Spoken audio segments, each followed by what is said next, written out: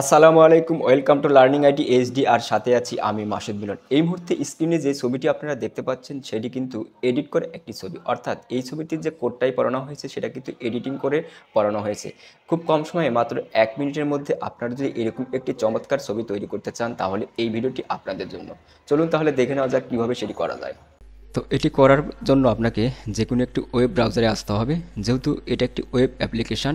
তো আমি আমার কম্পিউটার থেকে গুগল ক্রোম ওয়েব ব্রাউজারটি চালু করলাম। তো এখানে অ্যাড্রেস বারে গিয়ে আপনাকে লিখতে হবে cutout.pro, লেখার পরে এন্টার প্রেস করতে হবে। এরপরে আপনার কাছে এরকম একটি ইন্টারফেস আসবে। তো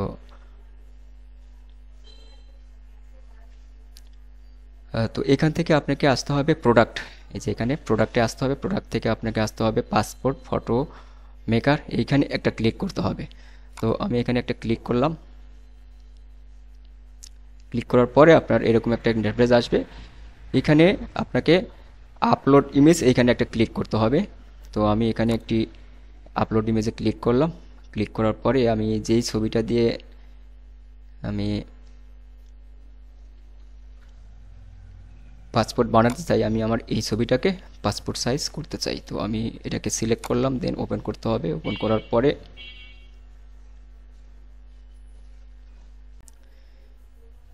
এখান থেকে আপনাকে পাসপোর্ট সাইজের মাপটা দিতে হবে। আপনি চাইলে কাস্টম মাপ এখানে দিতে পারেন। তো আমরা যেহেতু অরিজিনাল পাসপোর্ট সাইজের ছবি করব, এর জন্য এখান থেকে আমরা বাংলাদেশ পাসপোর্ট এটা সিলেক্ট করব। এখানে অন্যান্য দেশের পাসপোর্ট সাইজের মাপ কিন্তু দেওয়া আছে। আমি এখান থেকে বাংলাদেশ পাসপোর্ট এইখানটায় একটা ক্লিক করলাম, দেন এটা কিন্তু পাসপোর্ট সাইজ হয়ে গেছে। তো এরপর এখানে যেটা আছে সেটা এখান থেকে আমরা কালার, ব্যাকগ্রাউন্ডে আমরা কালার ব্যবহার করতে পারবো। আপনি যে কোনো কালার এখান থেকে দিতে পারেন। আমি যদি এখানে একটা ক্লিক করি, এখানে বিভিন্ন ধরনের কালার আছে, আপনি যে কোনো কালার এখান থেকে কিন্তু সিলেক্ট করলেই আপনার ব্যাকগ্রাউন্ডে কালার অ্যাডজাস্ট হয়ে যাচ্ছে। তো আমি এখান থেকে নীল কালারটি সিলেক্ট করলাম, আমি এই কালারটি করব। এরপরে আপনি এখান থেকে যে কোনো কালার নিতে পারেন। এরপরে এখানে আমরা একটি ক্লিক করব এই আইকনটায়। তো এখানে কিন্তু আপনার বিভিন্ন ধরনের কোড টাইপ করা বডি এখানে দেওয়া আছে। তো এখান থেকে আপনি কিন্তু এই কোড টাইপ করা বডি, যে কোনো একটি বডি কিন্তু আপনি আপনার ছবির বডির সাথে লাগাতে পারেন।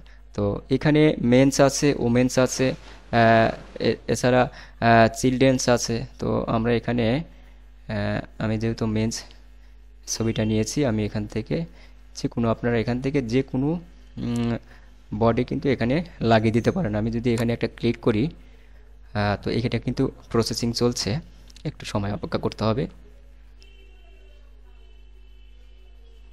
দেন এটা কিন্তু এরকম হয়ে গেছে। তো এখানে আরও আছে, আপনার যদি এটা পছন্দ না হয় এখান থেকে আমি যদি আরেকটি সিলেক্ট করি,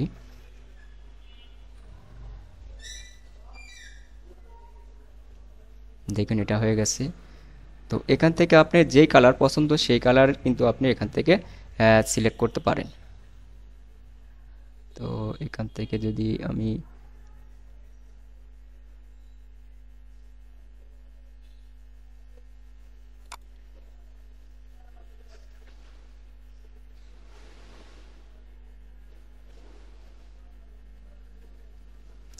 তো এইভাবে আপনি কিন্তু যে কোনো একটা বডি সিলেক্ট করতে পারেন, অটোমেটিক্যালি কিন্তু আপনার ছবির সাথে এটি অ্যাডজাস্ট হয়ে যাবে। তো এরপরে আপনাকে যেটা করতে হবে, এখানে ডান লেখা আছে, এই ডানে একটা ক্লিক করতে হবে। দেন এটা কিন্তু হয়ে গেছে। দেখুন এটা আমার আগের ছবি ছিল, আমি কিন্তু বডি চেঞ্জ করার পরে, ব্যাকগ্রাউন্ড চেঞ্জ করার পরে এখন কিন্তু এরকম দেখাচ্ছে। তো এটাকে এখন আপনার ডাউনলোড করতে হবে। কোথা থেকে ডাউনলোড করবেন, এই যে এখানে অপশন দেওয়া আছে, এখানতে আপনি যদি আসেন তো এখানে দেখা যাচ্ছে দুইটা ফরম্যাট এখানে আছে, পিএনজি এবং জেপিজি। আপনি যে কোনো ফরম্যাটে এখান থেকে সিলেক্ট করে আপনাকে ডাউনলোড ক্লিক করতে হবে। তো এখানে যেমন পিএনজি করা আছে, আমি পিএনজিতেই রাখলাম। দেন আমি এখানে ডাউনলোডে একটা ক্লিক করব।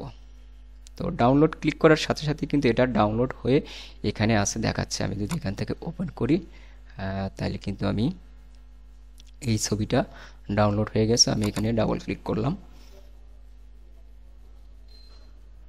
দেন ছবিটা কিন্তু পাসপোর্ট সাইজ হয়ে গেছে।